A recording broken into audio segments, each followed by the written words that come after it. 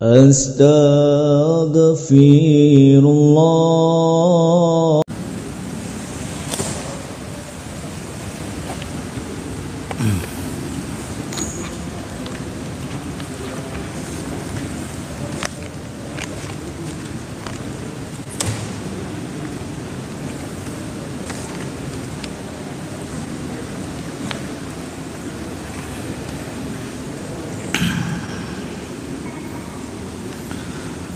Bismillahirrahmanirrahim.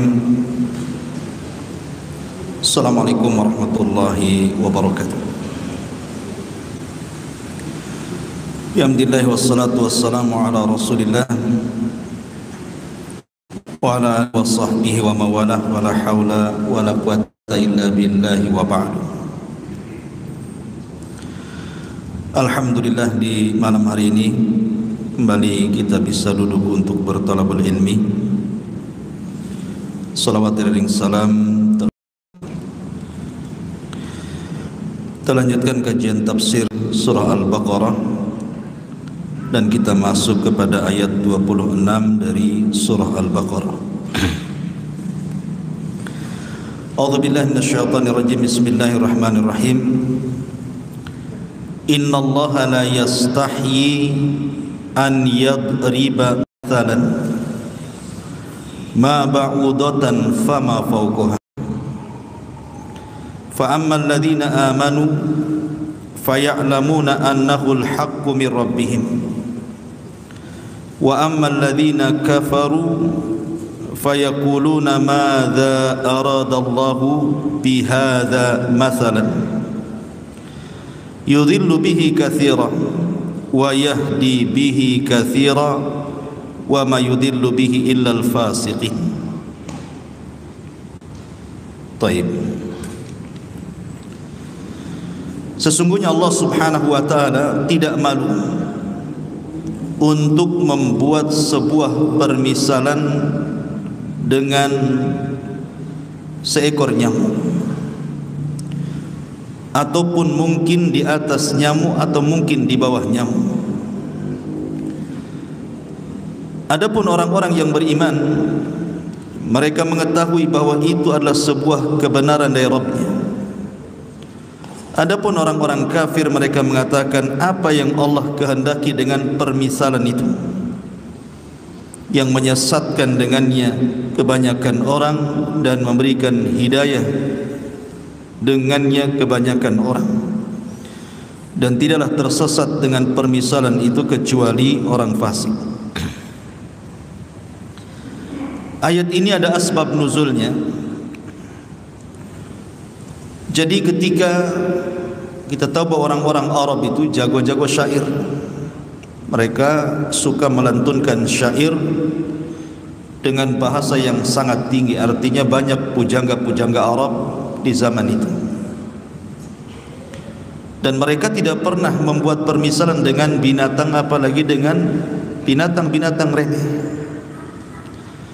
Sehingga kemudian ketika Nabi SAW membacakan ayat ini, mereka menganggap bahwa macam mana Rabbu membuat permisalan dengan binatang-binatang remeh seperti ini? Apa seperti ini Al-Quran? Maka turun ayat ini, Innallaha la yastahi an yadriba mathalan ma ba'udatan fama fawquha. Allah tidak malu membuat sebuah permisalan dengan seekor nyamuk, atau mungkin lebih besar dari nyamuk, atau mungkin lebih kecil dari nyamuk. Di sini Allah Subhanahu wa taala memulai dengan kata-kata innallaha la yastahi. Sesungguhnya Allah tidak malu. Dari sini menunjukkan bahwa di antara sifat Allah Subhanahu wa taala adalah sifatul haya. Allah itu memiliki sifat malu. Makanya dalam beberapa hadis, contoh saja Allah Subhanahu wa taala ketika Nabi sallallahu alaihi wasallam mensifati sifat malu Allah, apa kata Rasul? Innallaha hayyun karim yastahi min 'abdihi idza rafa'a yadayhi an yaruddahuma sifra. Sesungguhnya Allah Subhanahu wa taala zat yang maha malu. apabila seseorang hamba mengangkat kedua tangannya ke langit kemudian meminta sesuatu, Allah biarkan kedua tangannya kosong. Allah malu kalau Allah tidak memberi kepada setiap yang meminta kepadanya. Dari sini menunjukkan bahwa Allah memiliki sifat malu. Kemudian juga hadis Nabi SAW ketika di zaman Rasul ada 3 orang yang masuk ke masjid, Rasul sedang berceramah seperti ini. Yang satu masuk kemudian duduk paling depan, yang satu masuk kemudian duduk paling belakang, yang satu tidak jadi masuk kemudian pulang.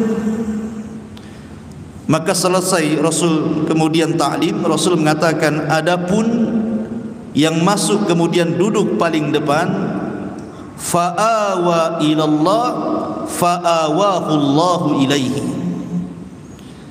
maka dia datang menuju Allah Subhanahu wa taala untuk meminta perlindungan dan Allah pun lindungi dia. Adapun yang duduk di belakang, fastahyallahu alaihi, dia malu maka Allah pun malu kepadanya. Adapun yang tidak jadi masuk kemudian pulang, fa'aradallahu alaihi, dia pun berpaling, Allah pun berpaling dari dia. Menunjukkan bahwa Allah punya sifat malu. Dan sifat malu itu tidak mendatangkan kecuali kebaikan. Nabi SAW mengatakan, al-haya'u la ya'ti illa bi khairin. Sifat malu itu tidak mendatangkan kecuali kebaikan. Makanya dari perkataan seluruh para nabi, Nabi SAW mengatakan bahwa perkataan seluruh para nabi itu, idza lam tastahi fasna ma syi'ta. Kalau engkau tidak punya rasa malu, berbuat sekehendakmu.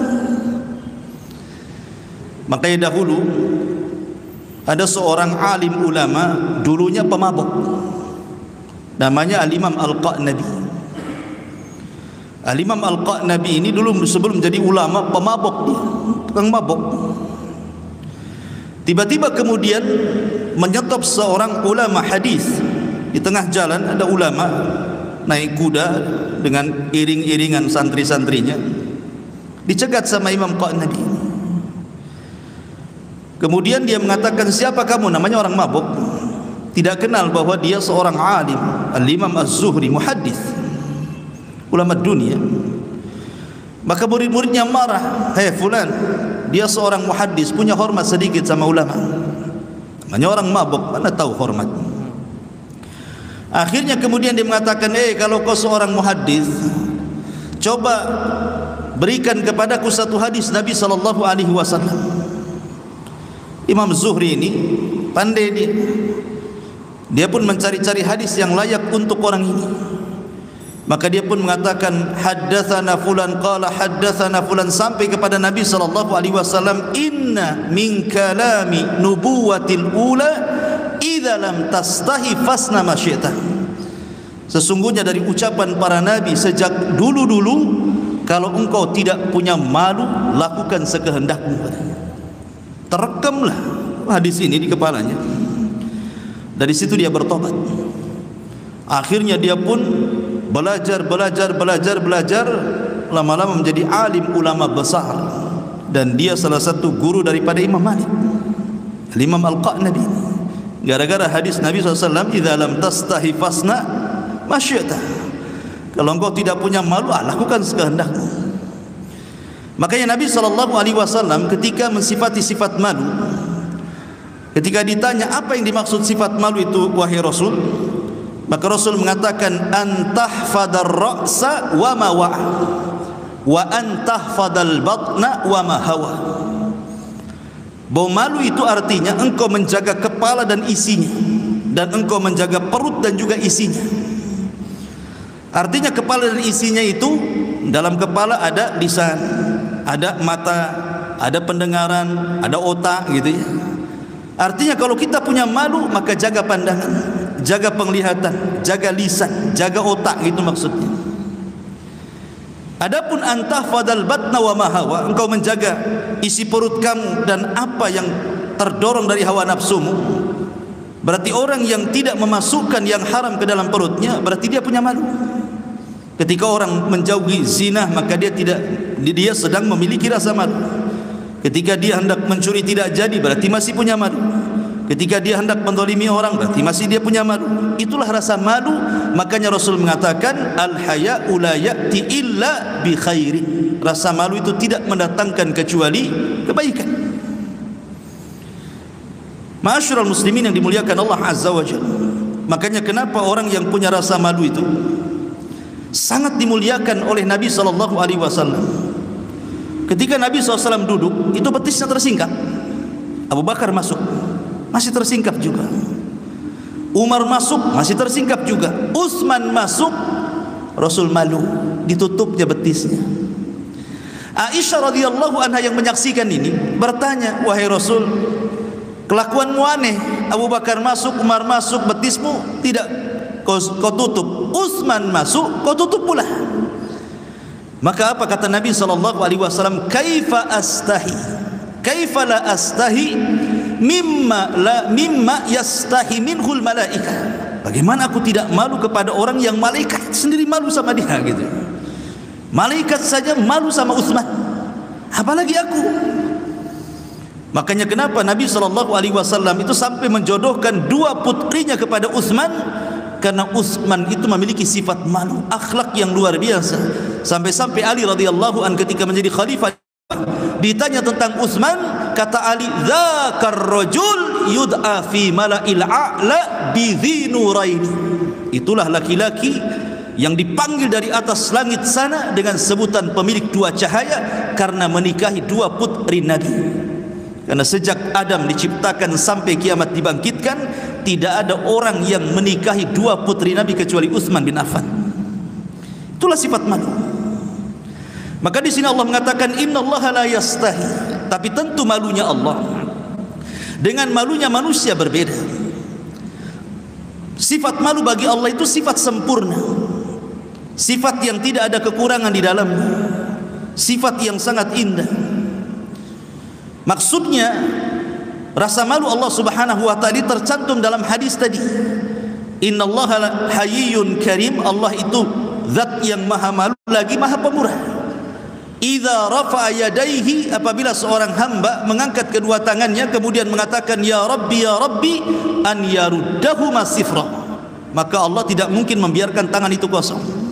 Artinya bahwa terkadang Allah Subhanahu wa taala memberikan kepada kita itu Allah sudah berikan sebelum kita meminta. Ketika antum punya sesuatu ingin meminta kepada Allah Azza wa Jalla, dan antum ingin datang ke masjid, ingin solat, habis solat ingin berdoa, sebelum antum melangkahkan kaki ke masjid, Allah sudah tahu antum itu minta apa. Terkadang Allah sudah memberi duluan sebelum antum minta. Itulah Allah. Kalau kita kan tidak. Ada orang meminta-minta kepada kita, kalau dia tidak mengungkapkan hajatnya, kita tidak tahu kalau dia sedang berhajat kepada kita kan. Terkadang dia minta saja kita nggak ngasih.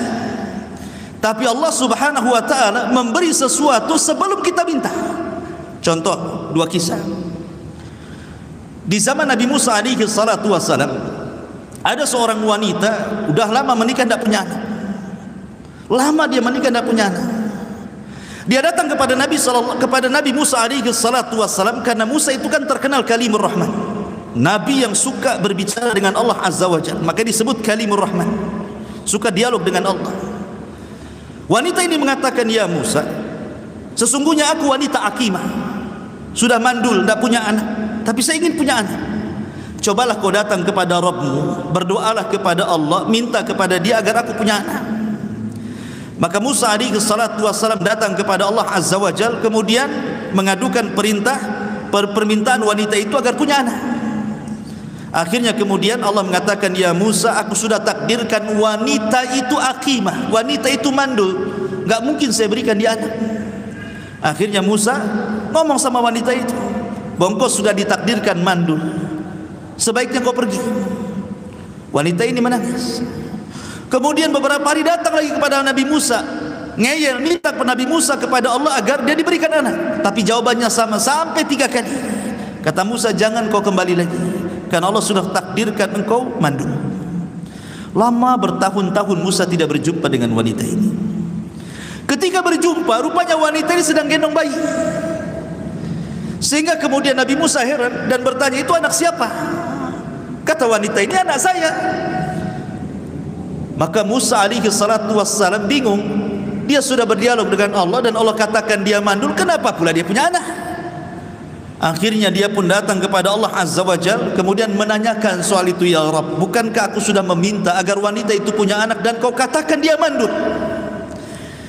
Apa kata Allah Azza wa Jal? Ya Musa, sesungguhnya aku malu dengan wanita itu. Dia setiap hari berdoa. Akhirnya aku ganti takdirnya dan aku berikan kasih sayangku, aku berikan dia anak. Itulah Allah Subhanahu wa ta'ala.